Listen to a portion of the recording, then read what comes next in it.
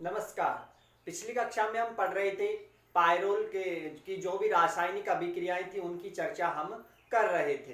पिछली कक्षा में हमने जाना था कि जो नाइट्रीकरण प्रोसेस के दौरान जो टू नाइट्रोफिनो पायरोल बन रहा था उसको हमने वहाँ पे देखा था। और आज हम नेक्स्ट रिएक्शंस के दौरान आगे बढ़ाएंगे और हम आज का टॉपिक पढ़ने वाले हैं होबेन होश अभिक्रिया। जी हाँ, नंबर सेकंड पे डालिएगा अब।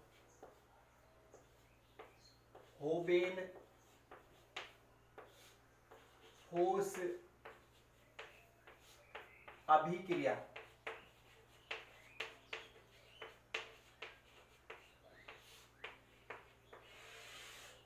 आज का टॉपिक है होबेन होश अभिक्रिया। तो देखिए, पहले मैं आपको रिएक्शन समझाऊंगा, फिर उसके तुरंत बाद आपको मैकेनिज्म समझाऊंगा। तो आपको बिल्कुल ध्यानपूर्वक इन बातों को ध्यानपूर्वक सुनना है। तो देखिए, इस रिएक्शंस के दौरान क्या क्या प्रोसेस अपनाए जाते हैं उनको आप बड़े ध्यानपूर्वक देखिएगा और समझिएगा। तो देखिए, हम जो हमारा सबस्ट्रेट है वो मोस्टली रूप से 5 मेंबर्ड रिंग युक्त क्या है भाई, पाइरोल है। तो देखिए, पाइरोल यहाँ पे एक एरोमेटिक कंपाउंड है इस प्रकार से। इसकी अभिक्रिया देखिए किसके साथ में कराई जाएगी। तो यहाँ पे मोस्टली रूप से जो एल्किल नाइट्राइल है या RCN बोलूं मैं जिसे, या एल्किल साइनाइड है, इनकी उपस्थिति होगी या इनके साथ में अभिक्रिया होगी।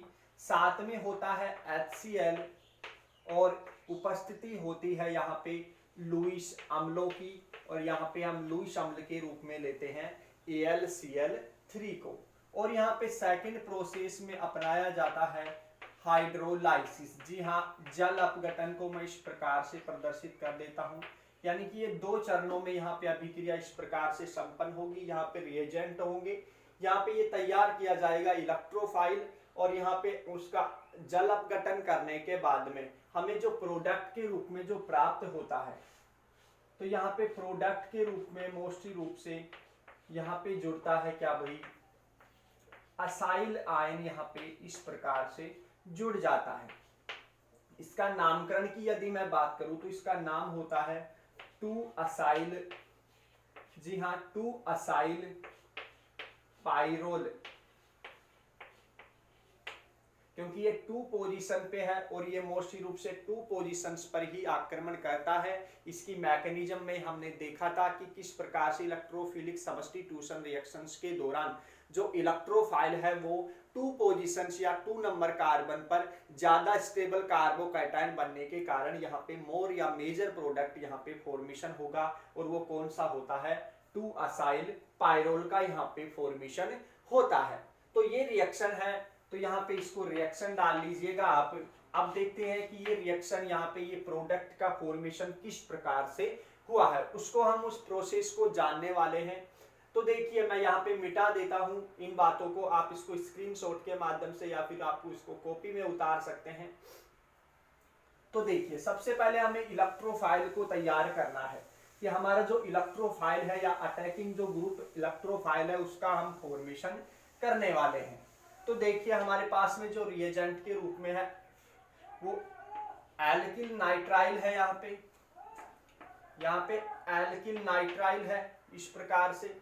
और यहाँ पे देखिए, एल्किल नाइट्राइल की यदि मैं अभिक्रिया HCl के साथ में कराता हूं तो देखिए यहाँ पे एक प्रकार से देखिए एसिड बेस रिएक्शन हो सकती है। देखिए, नाइट्रोजन के ऊपर लोन पेयर है, या तो आप इस प्रकार से कर सकते हो इसको, ये लोन पेयर का अटैक हुआ इस हाइड्रोजन के ऊपर, तो ये बॉन्ड के इलेक्ट्रॉन इधर शिफ्ट हो जाते हैं। तो यहाँ पे नाइट्रोजन पे कौन सा चार्ज आ जाता है, पॉजिटिव चार्ज जनरेट हो जाएगा। देखिए किस प्रकार से ये RC ट्रिपल बॉन्ड N, और यहाँ पे क्या जुड़ गया है, नाइट्रोजन के साथ में हाइड्रोजन संलग्न हो गया है, और यहाँ पे कौन सा चार्ज जनरेट हो चुका है, पॉजिटिव चार्ज जनरेट हो चुका है, और कौन सा आयन निकल चुका है, माइनस आयन यहाँ से निकल चुका है। या तो आप इस प्रकार से कर सकते हैं इसको। इसके बाद में क्या हो सकता है, तो ये बॉन्ड के इलेक्ट्रॉन यदि इधर शिफ्ट हो जाए तो क्या हो सकता है, यहाँ पे देखिए जो रेजोनेटिक स्ट्रक्चर इस प्रकार की हमें मिलती है, C डबल बॉन्ड आ जाएगा अब, और नाइट्रोजन, अब इस कार्बन पे कौन सा चार्ज जनरेट हो चुका है, पॉजिटिव चार्ज जनरेट हो चुका है और ये यहाँ से हाइड्रोजन संलग्न हो सकता है।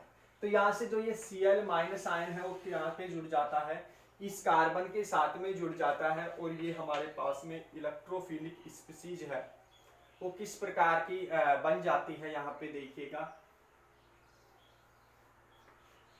ये R है, ये C है, यहाँ पे देखिए Cl का फॉर्मेशन हो चुका है, यहाँ पे डबल बॉन्ड आ चुका है, यहाँ पे नाइट्रोजन है और यहाँ पे हाइड्रोजन। तो इस प्रकार की अभी तक आप देख पा रहे हो कि अभी तक इलेक्ट्रोफाइल हमें तैयार नहीं कर पाए हैं। तो देखिए इलेक्ट्रोफाइल तैयार करने के लिए अब इसकी अभिक्रिया हम करा देते हैं किसके साथ में भाई, लुईस अम्ल के साथ में अभिक्रिया करा देते हैं। और ये लुईस अम्ल है ये एक प्रकार से कैसी स्पीसीज है, यदि इसको यहाँ पे मैं बनाना चाहूँ तो एक प्रकार से इलेक्ट्रॉन न्यून स्पीसीज होती है यहाँ पे ही, यानी कि यहाँ पे देखिए इस एल्यूमिनियम के यहाँ पे जो ऑक्टेंट है यहाँ पे केवल 6 इलेक्ट्रॉन है, अर्थात एक प्रकार से कैसी है यहाँ पे ये इलेक्ट्रॉन न्यून स्पीसीज है। और ये क्या है भाई, लोन पेयर असप्तर स्पीसीज है।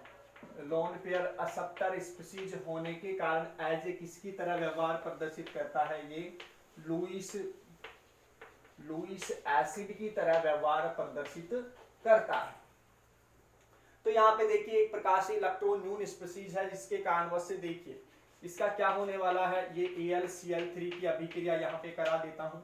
तो यहाँ से ये क्या करता है, इस Cl को यहाँ से बाहर निकाल लेता है और यहाँ पे बना देता है देखिए इस प्रकार का इलेक्ट्रोफाइल का फॉर्मेशन ये कर देगा। इस कार्बन के ऊपर पॉजिटिव चार्ज आ जाता है, यहाँ पे डबल बॉन्ड रहता है और यहाँ पे नाइट्रोजन के साथ में हाइड्रोजन संलग्न रहती है और साथ में हमारे पास क्या बन जाता है, AlCl4 माइनस का फॉर्मेशन हो जाता है। तो हमारे पास आप देख पा रहे हो ये किस प्रकार की स्पीसीज हमने तैयार कर ली है, इलेक्ट्रोफाइल को तैयार कर लिया है। तो इस प्रोसेस को आप उतार सकते हैं। हमने देखे किस प्रकार से प्रत्येक स्टेप को आपको खोल खोल के समझाया जा रहा है कि किस प्रकार से इस इलेक्ट्रोफाइल को हमने तैयार किया है।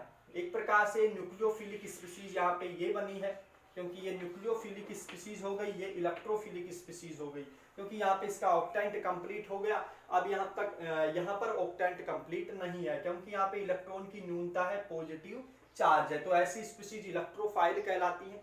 और हम इलेक्ट्रोफिलिक सब्स्टिट्यूशन रिएक्शंस पढ़ रहे हैं, जिसके अंतर्गत यदि मैं बात करूं तो इलेक्ट्रोफाइल होता है जो कैसा कार्य करता है, एक अटैकिंग ग्रुप की तरह कार्य करता है। तो इस प्रोसेस को अपन आगे बढ़ाते हैं और इस इलेक्ट्रोफाइल का आक्रमण करवाते हैं किसके ऊपर, पायरोल के ऊपर इसका आक्रमण करवाते हैं। तो देखिए किस प्रकार से ये जो इलेक्ट्रोफिलिक स्पीसीज है ये पायरोल के ऊपर अटैक करता है, क्योंकि हमें पता है कि जो 2 नंबर कार्बन पर यदि इलेक्ट्रोफाइल का अटैक होता है तो यहाँ पे जो भी मोर स्टेबल कार्बोकैटायन है उसका फॉर्मेशन होता है। तो ये लो हमारी पायरोल बन गई और यहाँ पे देखिए हमें अटैक करवाना है किसका, इस इलेक्ट्रोफाइल का। इसको मैं यहाँ पे लिख देता हूं, इस इलेक्ट्रोफाइल का इस प्रकार से, ये हमारा इलेक्ट्रोफाइल हो गया। तो देखिए यहाँ पे हाइड्रोजन है, यहाँ भी हाइड्रोजन है, यहाँ भी हाइड्रोजन है और यहाँ भी हाइड्रोजन है। तो हमें पता है यहाँ पे यदि अटैक होता है तो 2 डिग्री यहाँ पे यदि मैं बात करूँ 2 नंबर कार्बन पर यदि इलेक्ट्रोफाइल का आक्रमण होता है तो यहाँ पे जो एलाइलिक कार्बोकैटायन मोर स्टेबल होता है, 3 रेजोनेटिक स्ट्रक्चर बनती है, जिसके कारणवश से मेजर प्रोडक्ट का फॉर्मेशन होता है। तो यहाँ पे जैसे ही अटैक किया तो यहाँ पे इलेक्ट्रॉनों की कमी आ गई, तो बॉन्ड के इलेक्ट्रॉन किधर शिफ्ट हो जाते हैं, 2 नंबर कार्बन की तरफ शिफ्ट हो जाते हैं। तो यदि आगे बात करूं तो देखिए किस प्रकार का हमें प्रोडक्ट मिलता है या किस प्रकार की जो नेक्स्ट स्टेप के अंतर्गत ये मैकेनिज्म बनती है उसको मैं यहाँ पे लिख देता हूँ। तो यहाँ पे देखिए हाइड्रोजन संलग्न है इस प्रकार से, ये C कार्बन हो गया, ये R एल्किल ग्रुप हो गया, यहाँ पे डबल बॉन्ड आ जाता है, यहाँ पे नाइट्रोजन रहता है और साथ में हाइड्रोजन रहता है और इस कार्बन के ऊपर कौन सा चार्ज जनरेट हो जाता है, पॉजिटिव चार्ज जनरेट हो जाता है। इस नाइट्रोजन के साथ में हमने हाइड्रोजन को संलग्न कर दिया है इस प्रकार से। तो यहाँ पे देखिए यदि मैं बात करूं तो यहाँ से यदि मुझे हाइड्रोजन को निकालना है, इस हाइड्रोजन को यहाँ से निकालना है तो मैं किस प्रकार से निकाल सकता हूँ इस हाइड्रोजन को। तो हमने जब भी न्यूक्लियोफाइल को भी तैयार किया था साथ में, और हमारे पास में क्या बन रहा था, Cl4- बन रहा था, तो ये AlCl4- इस हाइड्रोजन को यहाँ से निकाल देगा और बॉन्ड के इलेक्ट्रॉन यहाँ पे इस बॉन्ड की तरफ शिफ्ट हो जाएंगे और वापस से ये जो रिंग है वो एरोमेटिसिटी प्राप्त कर लेती है। और यहाँ पे देखिए HCl के रूप में बाहर हो जाएगा और साथ में यहाँ पे देखिए ये लुईस अम्ल बाहर निकल जाता है, क्योंकि एक प्रकार से यहाँ पे ये कैटलिस्ट की तरह कार्य करने के कारण ये अभिक्रिया में भाग लेकर यहाँ पे वापस अभिक्रिया में क्या निकल जाते हैं, बाहर निकल जाते हैं। तो इसके बाद में यदि मैं बात करता हूँ तो जो भी प्रोसेस अपनाया जाएगा वो अंतिम प्रोसेस होगा और वो होगा क्या भाई, हाइड्रोलाइसिस प्रोसेस को या जल अपघटन प्रोसेस को बाहर निकाला जाएगा और यहाँ से जल का मॉलिक्यूल्स को बाहर निकालकर और यहाँ पे साथ में छोटे मॉलिक्यूल्स अमोनिया जैसे मॉलिक्यूल इस रिएक्शंस के दौरान बाहर निकलते हैं। वो किस प्रकार से निकलते हैं यहाँ पे अपन जानते हैं। तो देखिए हमने यहाँ पे देखिए AlCl3 को बाहर निकाल दिया है। इस प्रोसेस को मैं आगे अपनाता हूँ। तो देखिए हमारे पास में जो ये स्पीसीज अब बनकर तैयार हो गई है वो स्पीसीज है हमारे पास में क्या, इस प्रकार से यहाँ पे 2 नंबर कार्बन के ऊपर यहाँ पे स्पीसीज को मैं यहाँ पे जोड़ देता हूँ। ये कार्बन हो गया, ये हाइड्रोजन हो जाता है, यहाँ पे डबल बॉन्ड आ जाता है, यहाँ पे नाइट्रोजन और यहाँ पे हाइड्रोजन इस प्रकार से जुड़ता है और ये रिंग एरोमेटिक एक रिंग बन जाती है। अब मैं इसका क्या करता हूँ भाई, हाइड्रोलाइसिस में प्रोसेस अपनाता हूँ, यानी कि जल अपघटन करता हूँ। तो यहाँ पे जल अपघटन यहाँ पे मैं लिख सकता हूँ, यहाँ पे कौन सा प्रोसेस अपनाया जा रहा है, हाइड्रोलाइसिस। यहाँ पे हाइड्रोलाइसिस प्रोसेस को अपनाया जा रहा है। तो यहाँ पे देखिए 2 बॉन्ड है, हमें दोनों बॉन्डों को यहाँ पे तोड़ना है। तो जैसे हमने एक बॉन्ड को यहाँ पे तोड़ा तो देखिए इधर H कौन सा आ गया, क्योंकि यहाँ पे नाइट्रोजन है तो इधर मोर इलेक्ट्रोनेगेटिव एटम, तो यहाँ पे यहाँ की तरफ नेगेटिव चार्ज आता है। तो देखिए तो यहाँ पे आता है क्या भाई, H+ चार्ज और यहाँ पे रहता है OH- चार्ज। इसी प्रकार से दूसरे बॉन्ड का हाइड्रोलाइसिस करेंगे तो ये हाइड्रोजन इधर जाएगा और ये OH- इधर रहेगा। यहाँ से देखिए एक जल का मॉलिक्यूल बाहर निकल जाएगा H2O के रूप में। ये जो ऑक्सीजन का मॉलिक्यूल यहाँ पे डबल बॉन्ड के माध्यम से यहाँ पे जुड़ जाएगा और ये जो नाइट्रोजन है, क्योंकि यहाँ पे 2 नेगेटिव चार्ज आए हैं तो इसी कारणवश ये दोनों हाइड्रोजन को संलग्न करके यहाँ पे क्या निकल जाता है, एक तो हाइड्रोजन जल का मॉलिक्यूल बाहर निकल जाता है और ये 3 हाइड्रोजन्स हैं, यानी कि ये 2 वाले हाइड्रोजन इस नाइट्रोजन के साथ में जुड़कर यहाँ पे एक अमोनिया का मॉलिक्यूल बाहर निकल जाता है और हमारे पास में जो भी प्रोडक्ट है वो हमें मिल जाता है। यहाँ पे इस नाइट्रोजन के साथ में हाइड्रोजन लगा हुआ है और यहाँ पे देखिए ये जो वाला ऑक्सीजन है, आप देख पा रहे होंगे ये वाला ऑक्सीजन इस डबल बॉन्ड के साथ में यहाँ पे जुड़ जाएगा और कार्बन की वैलेंसी को सेटिस्फाई कर देगा और यहाँ पे इस प्रकार से ये रिंग में एरोमेटिसिटी भी कंप्लीट रहती है। इस प्रकार से यहाँ पे बन जाता है क्या भाई, 2-एसाइल पाइरोल का फॉर्मेशन इस प्रकार से हम कर सकते हैं। तो देखिए हमने जो भी चरण अपनाए हैं वो इस रिएक्शन की क्या कहलाती है, मैकेनिज्म कहलाती है।